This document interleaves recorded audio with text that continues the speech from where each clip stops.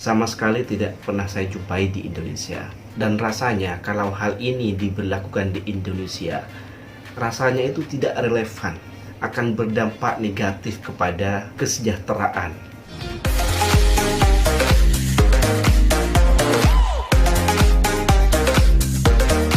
Assalamualaikum warahmatullahi wabarakatuh. Welcome back to my channel.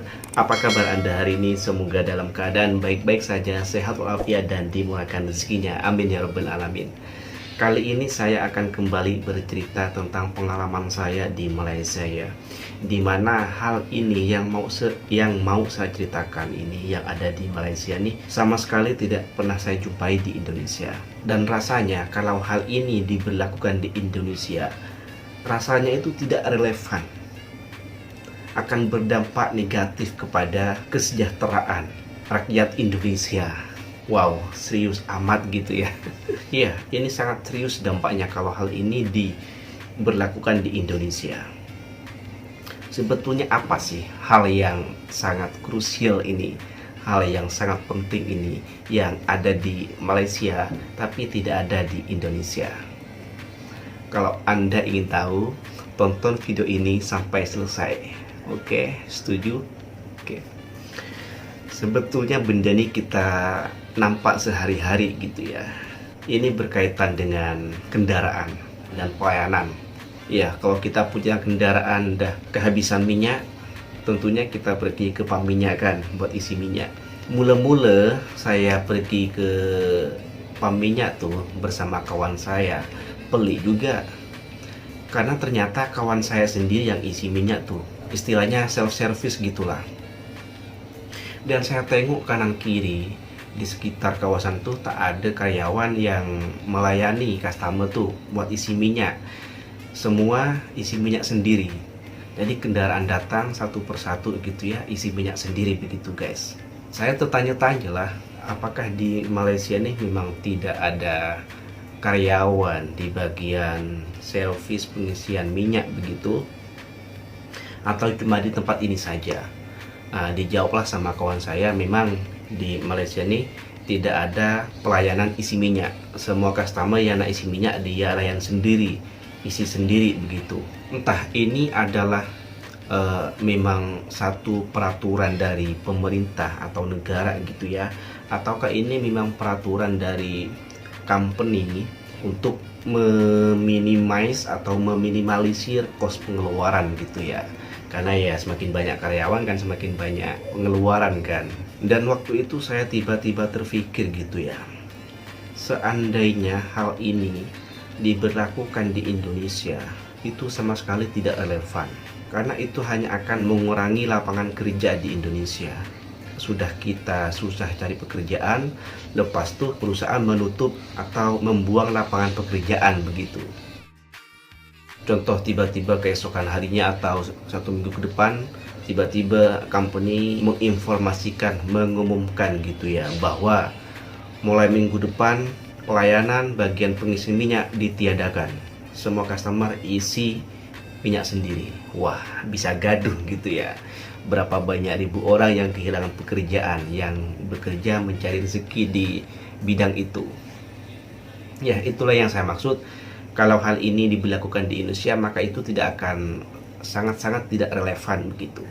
Karena hanya akan menambah jumlah pengangguran dan mengguncang kesejahteraan rakyat gitu.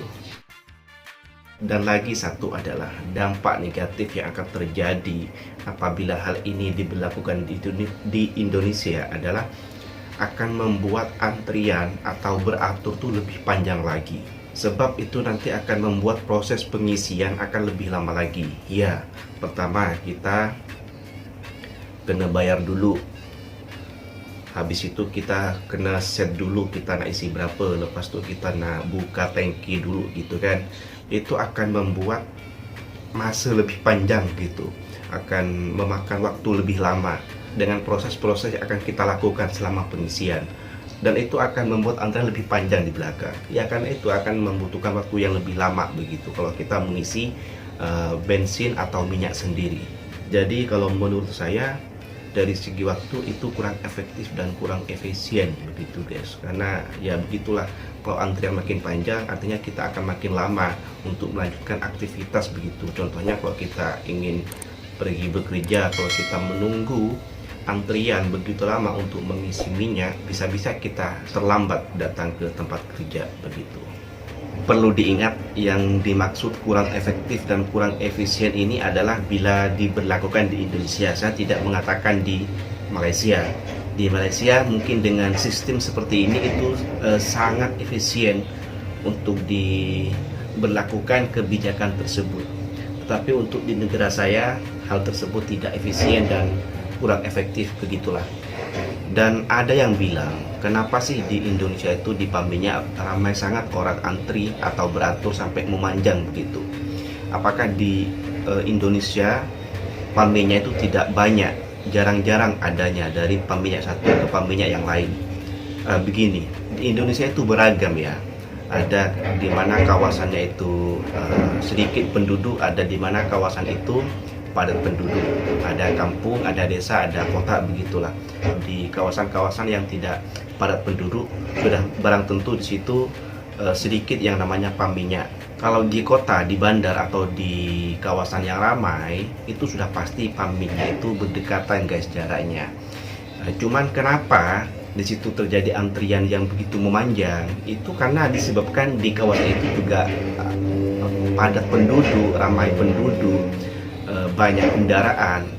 Jadi antrian atau beratur memanjang itu tidak boleh dihindari, apalagi mengisi minyak dalam waktu yang bersamaan begitu.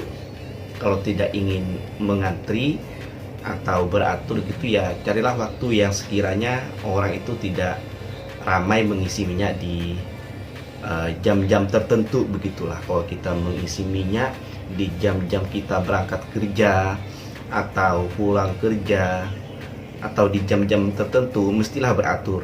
Begitulah yang saya tahu di Indonesia. Sebetulnya sama saja dari saya tengok di Malaysia ini jarak dari PAM minyak satu ke PAM minyak yang lain, saya rasa sama saja dengan di Indonesia. Jarak PAM minyak satu dari PAM minyak lain tuh kurang lebih sama lah, tidak begitu dekat juga dan tidak begitu jauh juga, mengikuti kepadatan penduduk di suatu kawasan. Jadi sesuai request lah, sesuai permintaan. Di Malaysia ini jarang terlihat antrian untuk mengisi minyak, atau meskipun ada itu tidak sampai memanjang sangat. Mungkin karena di Malaysia ini yang pertama ya karena kepadatan penduduknya ya tidak sepadat Indonesia. Jadi fasilitas yang ada tuh sangat memadai gitulah untuk menampung keperluan masyarakatnya. Kemudian mungkin karena mengisi minyaknya tidak waktu yang bersamaan begitulah ya, mungkinlah, saya tidak tahu ya. Mungkin cukup sekian, saya akhiri dulu video kali ini. Namun sebelum saya pamit undur diri, saya ingin mengucapkan mohon maaf apabila ada kesilapan atau kesalahan terkeluar dari lisan saya secara tidak sengaja. Mohon maaf sebesar-besarnya. Kalau Anda suka dengan video ini, silahkan di like. Kalau Anda ingin share, silahkan share sebanyak-banyaknya. Dan jangan lupa untuk subscribe channel ini serta bunyikan tombol loncengnya agar Anda mendapatkan notifikasi apabila ada postingan terbaru. Kalau ada sumur di ladang, bolehkah kita menumpang mandi? Kalau ada umur panjang, bolehkah kita berjumpa lagi? See you next time. Wassalamualaikum warahmatullahi wabarakatuh.